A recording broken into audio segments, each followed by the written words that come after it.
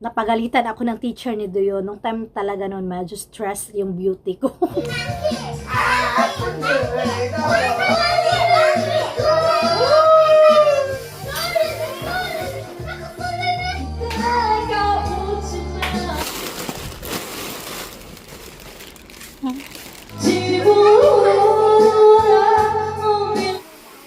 Miss Bis na si Abuji.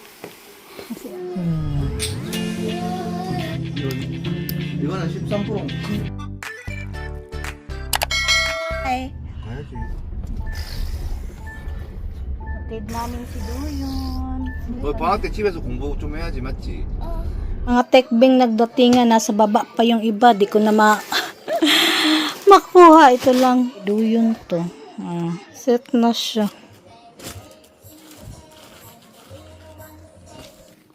Malaki to.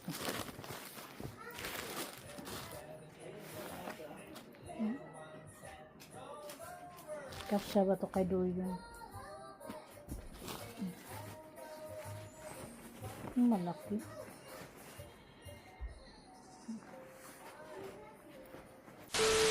Ating na si Nayon. And Insa ako, Albe. Miss Bis na si Abuji. Kasi ang halaman. Kaya la. Mewa?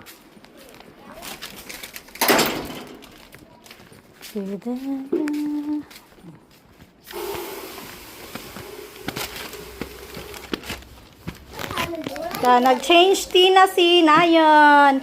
Yellow na kasi nakaraan. Sabal na.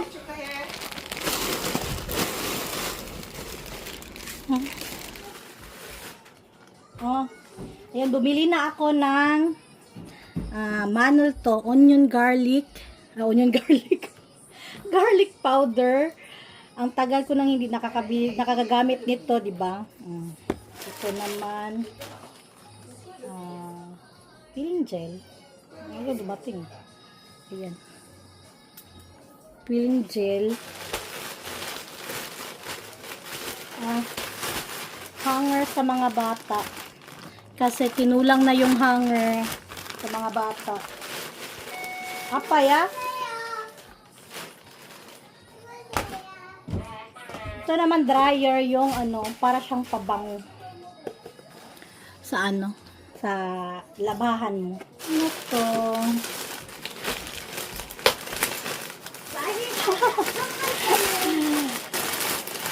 Akin na to, wag ko nang ipakita. Hindi ko sure kung kasya to sa akin. Bra. Try natin yan later. Ito, wireless to siya na bra. Hindi ko na papakita muna kasi baka maliit, malaki. Pwede natin isauli. Kaya hindi ko muna din itatapon ito. Dumating pa tayong tekbe. Ano kaya ito? Onion powder. May nabili na akong onion at saka garlic powder. Tampong. Payat. Ito yung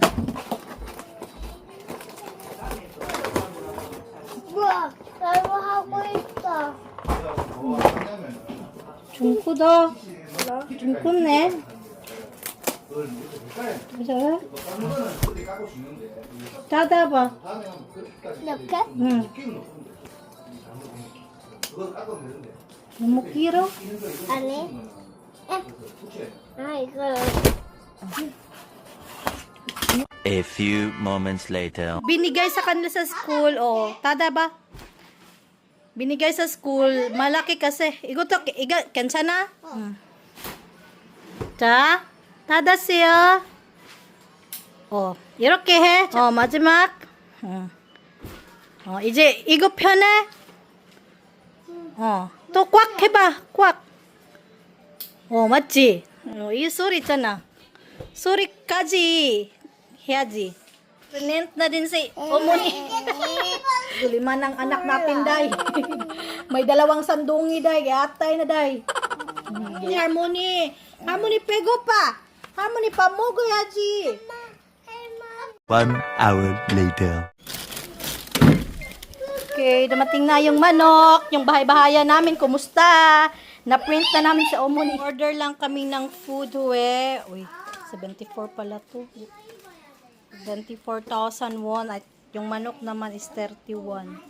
Nagmahal. Si Doyon, 2 manok na yung naubos niyan. Ayan. Yung ulam namin for today. 충분하게 하나? May biniling parang sojo daw to, pero ang mahal. Pero ang ganda ng lalagayan. Tagman, magkano to? Man, igo? Man Samson nun? O, man 뭐라 Samson nun. 편집에도 필요할 수도 있고. Mahal.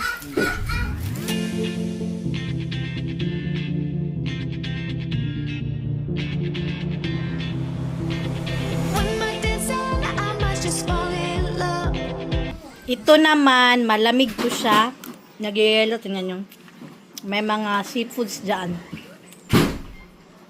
Ayan.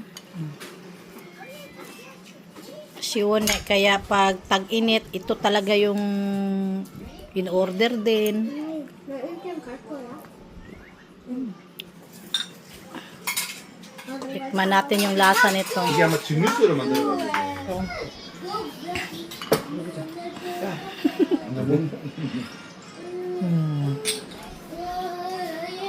Isang shot lang yun sa budi.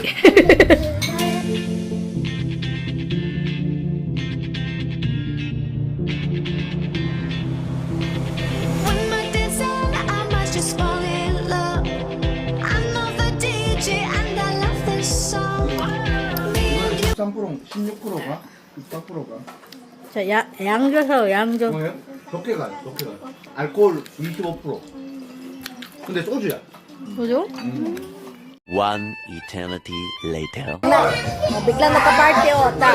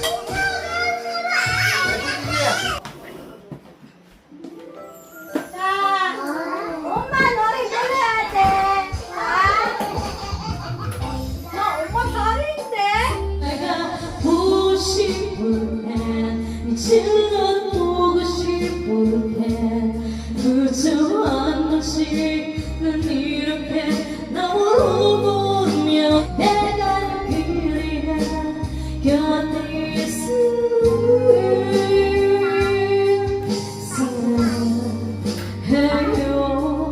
그대 지금 어떤 있다요.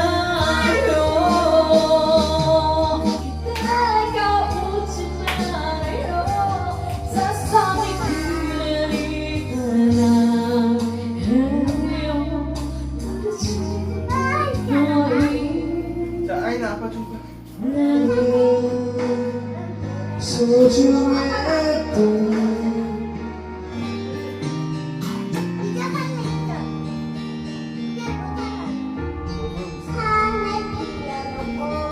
아빠 이제 할게.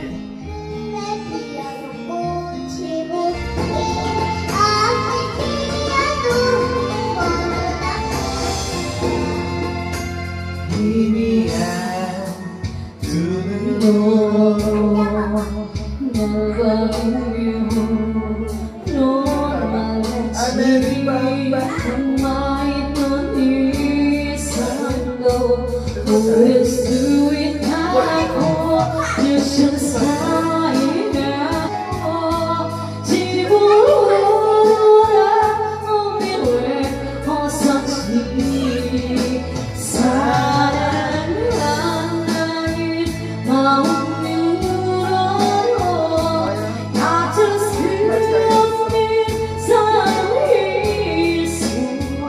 나는 와 이렇게 너같이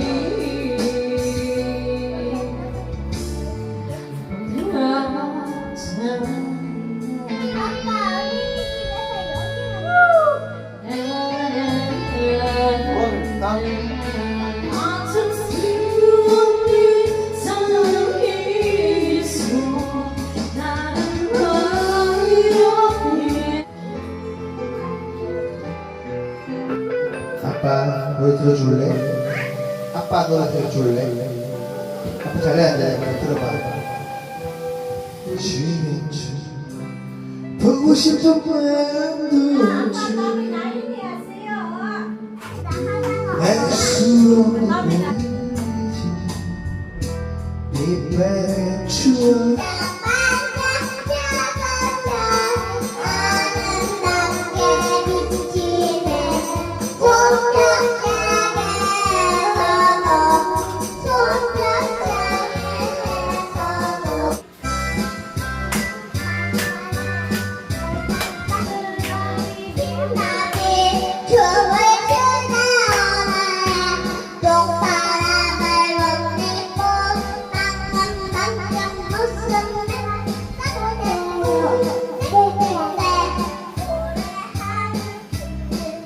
그래도 내가 한스러운 그리워 좋은 사람 믿으며 한 번만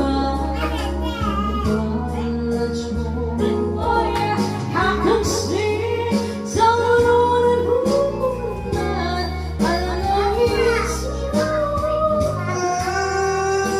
하지만 그대 지워야만 알지 그대를 위한 선택이야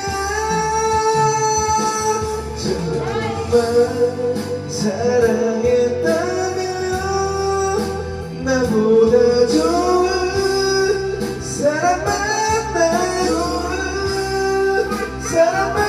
만나기를 바래 못다한 사랑을 위해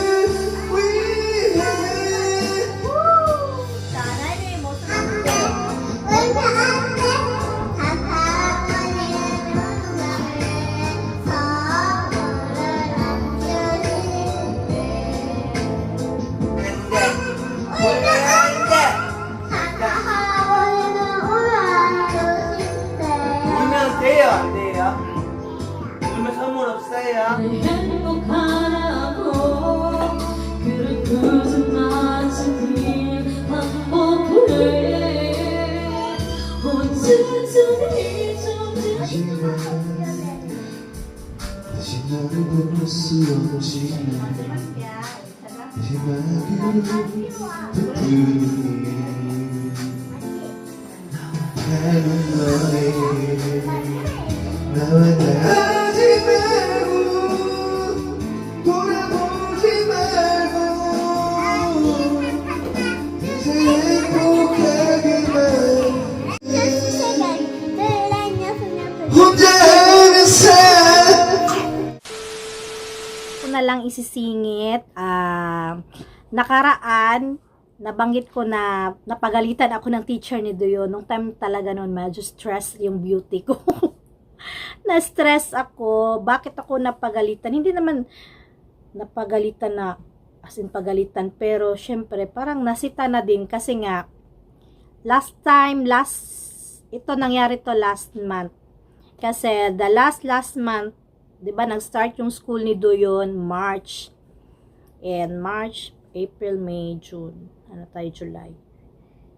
So, syempre, bilang kami mag-asawa, weekend, gala talaga kami. 'Di ba? And,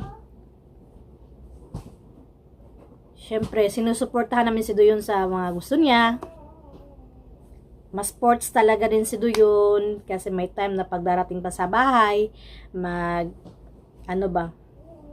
mag-undong pa yan siya, mag-exercise, hindi nyo lang makita kasi minsan hindi ko naman piniflex. Pupunta pa yan doon, mag-exercise silang papa niya. And then, ito na nga, may 1 week, sa isang week, parang may time na Hindi naman siya absent. Makakapasok siya, kaso late. Dapat nandun ka na 8:30. Medyo si Duyon. Ikaw karon pag nagising siya, pagod yung katawan niya. So, parang may 1 week talaga siya na late na kakapasok. Hindi din namin pinapasok kasi nga, syempre, wala pa sa mood ba? Ganon. Nung nahatid ko na siya, yung last talaga, nasita na ako ni teacher.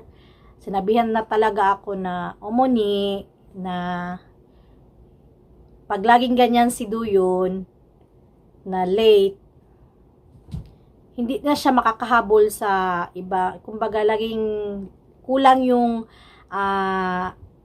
syempre half day lang kasi yung elementary dito ba, hindi na siya makakahabol sa kung anong lesson nila, lalo na dito sa Korean Pali-Pali, diba? Pero kasi kami, alam niyo naman, kami, hindi namin din masyadong ini-stress nga ang mga bata sa school, and si Duyon naman nakakapagbasa, marunong na multiplication, addition, yung mga gano'n na bagay. Pero yes, totoo naman yun, na hindi talaga na, syempre elementary na, hindi na pwedeng gano'n. Pero ngayon, kaya nagtatry kami ng best namin.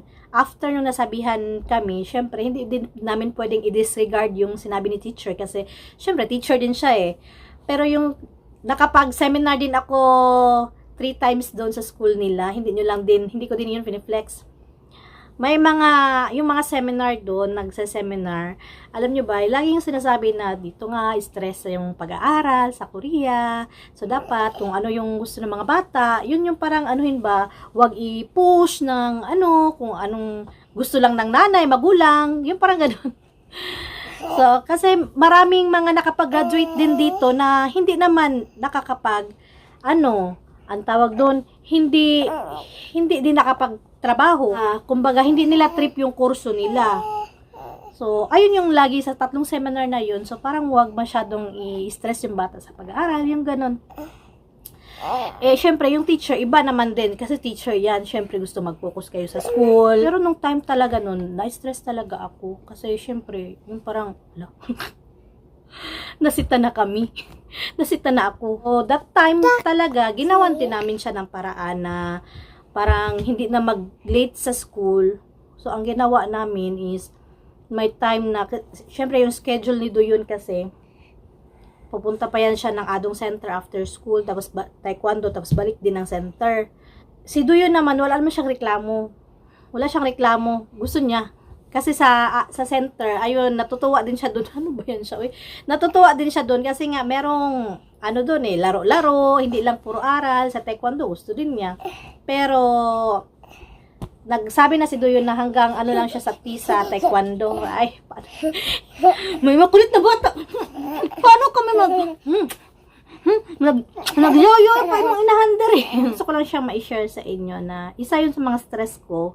Pero okay na, nakapag-adjust na si Duyon and ilang weeks na walang absent talaga. Kasi that time talaga, parang 3 times, 4 times talaga na sa isang week, may late talaga siya. And ngayon, ang ginagawa na namin, hinahatid na talaga siya. Napansin nyo, hinahatid na namin. Kasi dati, gusto niya maglakad. Maglakad papuntang school. So, syempre, mapagod na siya. Maano naman, nalalakad din lang din naman. Pero, di ba pag weekend gala kami. So, pagod na yung katawan ni Duyon ba. So, yun, isa yung sa ginawa namin na pag morning talaga, ihatid na lang namin si Duyon para at least door to door, mahatid mismo sa school, talaga na siya bababa. So, wala na siya. Kasi 10 minutes din yung lalakarin eh. So, syempre, maano din yung mga energy, 10 to 15 minutes. Tapos, gusto pa niyan, pag maglakad dun sa kedan, di pagod na. So, parang, pag weekend nga, gagala kami. Tapos, pag weekend, inaano na namin yung aming gala na hindi malayo, or kung malayo man, maaga lalabas para maaga ding makabalik ng bahay. So, yun yung mga ways namin. Ginawa ng paraan para yun nga, hindi na siya malate. Kasi siguro sabi naman ni teacher, si Duyon, ngayon, syempre nakakabasa, magaling magbasa, and yung, okay naman si Duyon sa school. Kaso lang, dapat kasi na parang, hindi niya maging, habit na may late, kasi elementary na, tama yun, syempre, elementary na. Kaya lang kami nga, di ba, syempre, Okay lang. Okay lang na doon. Hindi naman masyadong late. Kasi papasok yan siya, di ba 8:30 to 8:40 hanggang 8. So, papasok na siya mga 9:30. So, sayang din naman yung isang oras. Pero yun nga, kaysa naman, pilitin ko yung bata na pasok. Pagod din naman. Wala din siya matutunan, di ba? And hindi naman lagi araw-araw. May talaga na kapag, kunwari, late siya sa ganyan, that day talaga, i-rest namin yan si Duyon para the next day, okay na siya. So, wala na. Hindi na siya magkakalate ng, hindi na yan, Parang once a week nga talaga, meron pa ganyan si Duyon. And ayun na, nasita nga kami ni teacher. So, ako din talaga na-stress ako. And sinabi ko din kay teacher, kasi sinabi din kasi ng teacher, bakit laging pagod si Duyon? Baka daw merong, yung katawan, may problema, ipa-check daw sa malaking hospital. Doon na ako na kasi syempre alam namin si Duyon alam niyo naman kahit kayo, hindi naman siya sakitin na pera usog lang na pag weekend nga, ay Diyos ko, pabibo talaga siya gigising kasi galaan na naman, saan na naman yung exercise, ganun. Tapos, doon ako sinabi ko din kay teacher, hindi naman yan talaga siya yung may sakit na pagod lang yan kasi nga, syempre galing sa galaan. Si Duyon kasi gusto ng sport. So, weekend, meron na siyang saka man, di ba, meron siyang,